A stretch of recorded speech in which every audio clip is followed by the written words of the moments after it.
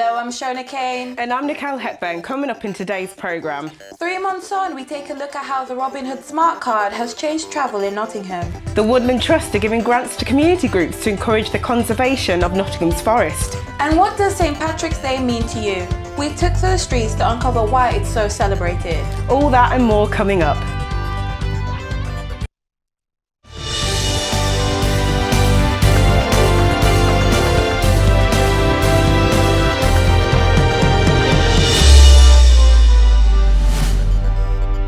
Nottingham's Old Market Square turned green yesterday for the annual celebration of St Patrick's Day. But with it being so widely celebrated, has this lost its true meaning? Chris Stokes has this report.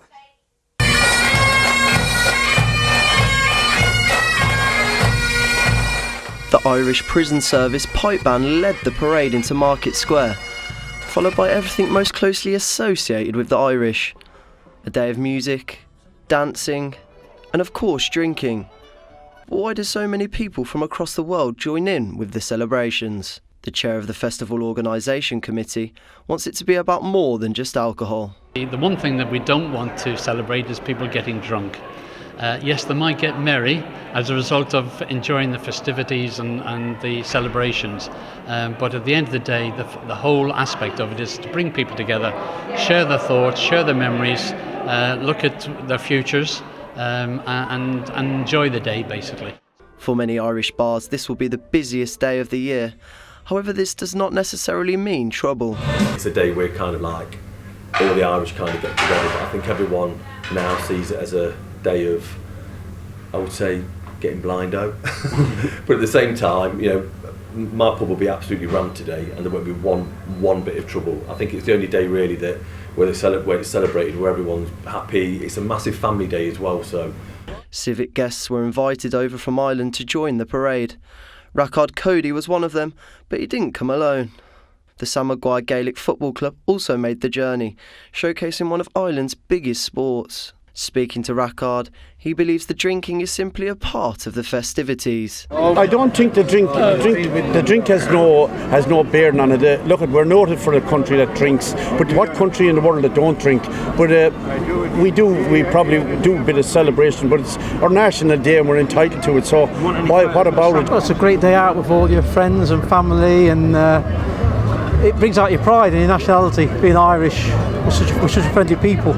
And it's just a really, really good day out. It's celebrating being Irish, celebrating your roots, celebrating your mum and dad, what they've come over here for. It seems both sides to the festival are well and truly alive, praising the patron saint and gulping Guinness with your mates. So with one final message. The English people here in Nottingham Slab Square, thank you for turning up. Chris Stokes, CBJ News. Today marks the final day of Child Sexual Exploitation Awareness Week in Nottingham. Nottingham City Council has partnered with Nottinghamshire Police and Children Services to raise sexual exploitation by hosting events all over Nottingham. CSE is an incredibly underreported crime, and the aim of the campaign is to open people's eyes to what it is and to be aware of any possible signs and how to report it. If a young person seems to have more money than they should, maybe they've got a second phone or a lot of jewellery, that there's no evident reason why they should have that, then I think that sometimes is evidence that someone's giving them things lavishly, and you think, well, why are they giving them those things? I think often if there is a relationship online with somebody or face-to-face or over the phone with someone who's clearly older, that is sometimes a sign that there's something wrong. Following huge support for a phased petition calling for all children to be given the meningitis B vaccine, Rachel Keane reports on how the charities and victims are raising awareness here in Nottingham. Following high press coverage, including graphic images released by families such as Matt Dawson, the spotlight is firmly on raising meningitis awareness. Charlotte Hannibal was enjoying her time as a fresher at Nottingham Trent University when she became ill and contracted what she thought was freshers' flu. She's one of the biggest things that people tend to look for first, but I didn't get a rash until I was in intensive care, and so that's quite late on. So it's quite dangerous to think that people is thinking, oh, you've not got a rash, you haven't got meningitis, and so the fact that that might actually be building inside their body and people have no idea, it's quite a big thing for them to be looking for the symptoms, and so we're trying to push that message as much as we can, just to let people know, especially with students. If you're scrolling through Facebook, you're more likely to stop and look at a picture than you are to read a post, and so that picture sort of draws people in, and then you can sort of push the message on, yes, this is awful, but to stop you from getting it, you can just get the vaccination. It's one little needle, and I've heard people say, oh well, I don't like needles, I'd rather risk it, but then I'm scared of needles, but that one vaccination, that one needle can save you from having like 100. Community ambassadors for Meningitis Now, Jeanette and Cliff Bull, became involved with the charity after their grandson Charlie contracted meningitis. Meningitis, you could get meningoccal meningitis and septicemia. We almost lost him. The charity will launch their peer-to-peer scheme at the end of this month, aimed at matching similar case studies. Give them our experience of how meningitis affected us. If it helps somebody just a little bit, it's got to be worth doing. That's how we look at it. This is Rachel Keane reporting for CBJ News. 3 months on from its launch before Christmas, it's been revealed that more than 3,500 people have been using the Robin Hood Smart Card scheme. Jordan Grant has more. Here I am at the tram stop. I want an all-day travel pass, which will set me back £4. But not Mark. Mark has a Robin Hood Smart Card, meaning he'll only pay £3.15. Mark is very happy. Yeah, it's a good scheme, mate. It hasn't been introduced in Nottingham until December. I've lived in London the past 3 years. Very good scheme down there in the Oyster Card. Somewhere I've always thought that different cities can get involved in the idea, and it's obviously benefited Nottingham very well. The card works just like London's Oyster Card system and can be topped up at various locations within the city. And travellers can use it on a variety of different transport providers. You can use it on pretty much any bus or tram across Greater Nottingham. So any NCT service, which is most of them, any truck partner service, any tram, Kinch bus as well, and the local links, so community transport services. So pretty much the whole of Nottingham is covered. As Nick tells me, with a Robin Hood card you're guaranteed to pay 10% less on your daily bus and tram travel, and you don't have to worry about having change. The beauty of having one card for lots of different operators is that you don't have to think about cash, you don't have to think about, oh, do I need to buy this ticket in advance? You can just use it, whether you use it once for that day, you know you're going to pay the cheapest price you can for that particular trip, or if you use it lots of times that day, you know you're not going to pay any more than £4. So far, over 3,500 people are on board. While the real Robin Hood might be long gone, his legacy, it seems, lives on, helping people like Mark enjoy cheap travel in the city. Jordan Grant for CBJ News. Chancellor of the Exchequer, George Osborne, announced the latest budget this week. It includes a new tax that will affect almost all of us. The Chancellor is introducing something called the sugar tax to help tackle obesity. Our reporter Jack Stoddart joins us now to tell us more.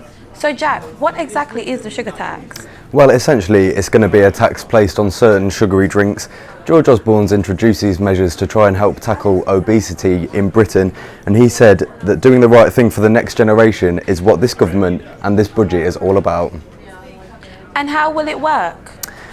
Essentially, the tax is going to come into force in about 2 years to give the drinks companies a chance to change their recipes. There's going to be two categories of taxation. One for drinks that contain more than 5 grams of sugar per 100 millilitres, and one for drinks that contain 8 grams of sugar per 100 millilitres. The tax will mean that your average can of Coke, which at the moment costs around 70p, will be increased by about 8 pence. And it's thought that some tonic waters are going to be included in the tax as well. So watch out for those weekend G&T prices going on the increase. And do we actually think this will help tackle obesity? Well, I mean, it's been introduced in a number of other countries already, including Mexico, where they've seen a 12% decrease in the purchase of fizzy drinks after 1 year of that being implemented. It's been welcomed by such people as chef and healthy eating campaigner Jamie Oliver, who said that it's a brave and bold move from this government. I mean, drinks companies have spoken out about the plans Representatives from Coca-Cola have said that there's no hard facts to show that this is actually going to reduce consumption and therefore reduce obesity, and soft drinks company Britvic have already seen a fall in their shares since their budget was announced. Thanks, Jack. Bromley House are celebrating their 200th anniversary next month. To mark the celebration of being open for 2 centuries, the library is offering free guided tours and a series of talks from local historians and authors. It is one of just a few subscription libraries still open in the country. Nicole Hepburn has more. The Bromley House Library opened in 1816, which is 50 years before the public libraries opened. With over 45,000 volumes of literature and around 1,500 members, the staff have described the library as a thriving literate community. It even has a secret garden that is one of only 2 walled gardens left in Nottingham. With being only one of just a few remaining subscription libraries in the UK, funding is important to keep the library open. We are a subscription library because we don't get any external funding from either the council or the government. So to run the library, to buy the books, to pay the staff, to mend the roof, we have to find that money ourselves. So that's what the subscription goes to. We're also independent, so we can make our own decisions. It's very much a members' library. Our members tell us how they want the place to be. So as well as being members, they have a very, very close say in the running of the library. And again, it's like a place, you know, it's like home from home. Costs less than £2 a week. The library has appeared popular with the members as they appreciate the classic Georgian townhouse building, which is often described as a hidden gem because of where the library is situated within the city centre. The building's beautiful, it's 2-star listed, it's quirky, it's got nooks and crannies. Certainly when we show younger people around, they look at the spiral staircase and go, Hogwarts. We tend to quite often be called Nottingham's best kept secret or a hidden gem. We'd like to be slightly less hidden than we are. So that's part of the reason we're making a big splash about our 200. In celebration of 200 years of opening, there will be a full series of talks by local people, including several university lecturers and local authors about the history of Nottingham and the literature that was created. There will also be a fun day for all the family, containing many activities such as arts and crafts, face painting, and even learning to take a picture with a Pringle tube. Most of the events are open to the public, which means everyone can have a chance to be a part of Nottingham's best kept secret. This is Nicole Hepburn, reporting for CBJ News. In Nottingham this week, several venues across the city joined forces to offer a variety of accessible events for the disabled. Nadia Boateng has more. Disabled Access Day, a UK initiative which helps raise awareness and serves as a lifeline year on year for many like Valerie Worley, a wheelchair user who's deaf-blind. I think the access that we have here at the theatre and in the concert hall is fantastic. This new lift is an absolute godsend. I'm deaf-blind and I use a wheelchair, but I do come to the theatre an awful lot. With a free open day and lined up sessions, the Theatre Royal was just one of many places that took part. Well, basically it's a chance for people who've never come out to experience any facilities to come somewhere new that they've never felt that they knew any information about, and come and have a chat about what's on offer and what might make the services accessible to them, because really everyone should be able to participate in the arts no matter who they are. A fair share for all. Meanwhile, these images and a low turnout at the National Eye Centre, which also hosted the event, questions if there's enough disabled people in Nottingham where they can take part. A movement that sees every disabled person in the city gets accessible services is sceptical about the scheme. I don't know what Disabled Access Day was meant to do, whether that was meant to raise awareness. If it was meant to raise awareness of access issues for disabled people, I don't know what sort of job it did. It certainly didn't do a good job with organisations of disabled people. But yeah, there's the ongoing need to raise access issues. Sometimes they get addressed, sometimes they don't get addressed, whether that's just because people, just through lack of awareness or through kind of deliberate decision to not actually provide access issues that should be met, sort of just as standard practice. With music to our ears, hopefully next year's attendance will be much better. Nadia Boateng, reporting for CBJ News. The Woodland Trust are piloting a new scheme in Nottingham which encourages community groups to maintain their own piece of woodland.